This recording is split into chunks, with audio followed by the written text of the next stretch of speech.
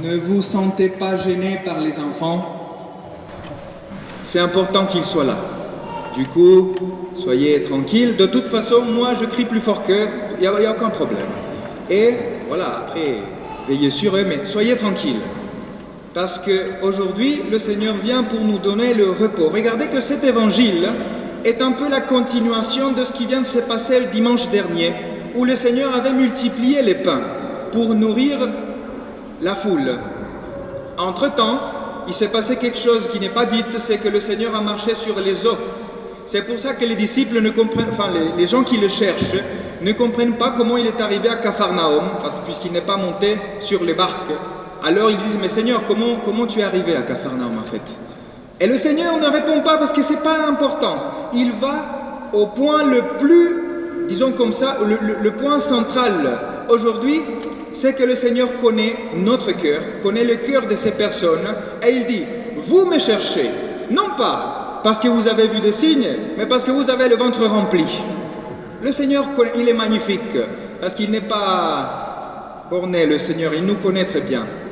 Et cet évangile nous aide à comprendre une chose. Le Seigneur a multiplié les pains. Pourquoi faire? Quelle était la chose la plus importante? Nourrir de façon physique le ventre des personnes, ça faisait partie, mais ce n'était pas du tout la chose importante. C'est pour cela qu'aujourd'hui, il en donne la catéchèse. Il nous explique le sens. Parce que mes frères, ça nous aide à comprendre aussi la mission de l'Église. Parce que souvent on ne comprend pas. Et nous croyons que la première chose que doit faire l'Église, c'est nourrir les affamés. C'est vrai. Et l'Église le fait. Si vous saviez que l'Église est l'une des réalités, ou la réalité qui fait le plus d'œuvres de charité, c'est vrai. Mais la mission de l'Église n'est pas d'abord celle-là. Le Seigneur a dit dans l'Évangile, les pauvres, vous les aurez toujours. Et on pourrait tout vendre. Regardez, comprenez ce que je dis. On pourrait tout vendre pour donner à manger aux pauvres, mais demain on aura faim à nouveau. Vous comprenez que le Seigneur ici vient pour nourrir une faim beaucoup plus profonde. Parce que évidemment que le Seigneur nous appelle à aider les autres. Et de façon physique aussi. Hier on fêtait Saint Ignace de Loyola, il disait que l'amour passe plus par les œuvres que par les paroles. C'est vrai. Mais ce qu'il nous faut comprendre d'une façon très profonde, c'est que la véritable pauvreté de ce siècle, c'est de ne pas connaître le sens de la vie, donc de ne pas connaître l'amour de Dieu, de ne pas connaître Jésus-Christ. C'est pour cela qu'aujourd'hui le Seigneur ne vient pas résoudre nos petits problèmes. Moi je le dis souvent, mais le Seigneur pourrait faire que ta famille aille mieux, que ton mari soit attentif aux détails, que ta femme soit plus gentille. Qu'est-ce que j'en sais? Désolé pour les exemples, c'est des choses qui me viennent de ma famille. Le Seigneur pourrait tout arranger, que les enfants soient obéissants, bon, mon Dieu, que la belle-mère, voilà. Le Seigneur pourrait tout résoudre, mais il sait que si, en touchant à cette réalité, il n'arrange pas le problème le plus profond. C'est-à-dire, aujourd'hui, cette parole nous demande, quelle est la véritable faim que tu as aujourd'hui? Ce n'est pas le manque d'argent, même si ça te fait souffrir. Ce n'est pas le manque d'un travail parce que tu es au chômage, même si ça te fait souffrir. Ce n'est pas ce que tu as en famille, vous comprenez? La véritable faim que nous avons tous, c'est d'aimer et d'être aimé. Mais cela, nous ne pouvons pas l'expérimenter sans une grâce du Seigneur. Parce que comment je fais pour aimer mon époux, mon épouse, quand elle n'est pas aimable, ou mon patron, ou mon collègue de travail? Comment je fais? Je ne peux pas si je ne reçois pas une grâce. C'est pour cela que le Seigneur vient nous donner cette catéchèse et nous dire, moi je viens te nourrir, je ne viens pas résoudre les petits problèmes, moi je viens te donner la vie que peut-être aujourd'hui te manque. Voyez, c'est pour cela que le Seigneur dira une chose incroyable, parce que les disciples, ceux qui l'écoutent, diront, Seigneur, donne-nous de ce pain-là. Il a dit, moi, je suis ce pain. C'est comme si le Seigneur aujourd'hui nous disait, mais tu ne comprends pas que l'unique chose qui peut te rendre heureux, heureuse dans ta vie, c'est moi. Moi, tu peux vivre, et ça je le dis par expérience propre, tu peux vivre dans une situation épouvantable. Si tu es avec le Seigneur, tu es debout, tu ne meurs pas. Par contre, tu peux avoir la vie résolue si te manque le Seigneur, tu as un vide profond, n'est-ce pas? On a tous fait cette expérience. C'est pour cela que cet évangile fait référence à un passage dans le désert que nous avons écouté dans la première lecture, qui est magnifique. Parce que regardez comment le peuple d'Israël oublie vite les hauts faits du Seigneur. Il venait de voir une mer qui s'ouvre en deux. Attendez. La mer s'ouvre en deux. Ils passent. Ils font le chant à cheval, les cavaliers, tout ce qu'on veut. Combien a duré cette joie? 3 jours. Le 3e jour, ils n'ont pas à manger, ils murmurent. Ah, mais il nous fallait mieux rester en Égypte, 3 jours. Ça ne vous dit pas quelque chose? Quand on voit les actions du Seigneur, combien ça nous dure cette joie? Peut-être même pas 3 jours, 1 jour.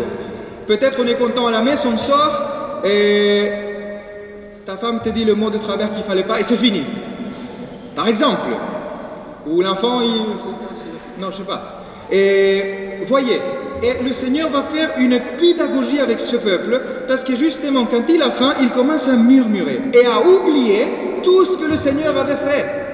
C'est pour cela que le Seigneur dit c'est important de faire mémoire. Faire mémoire, ce n'est pas se souvenir. Mémorial, pour un juif, ça veut dire rendre présent l'action du Seigneur dans le passé, le rendre présent dans le futur. C'est ce qui se passe à l'Eucharistie. Ça, et on ne fait pas souvenir du moment où le Seigneur s'est livré pour nous. Il se livre pour nous aujourd'hui. Il actualise cet événement salutaire. Bon, pourquoi je disais cela?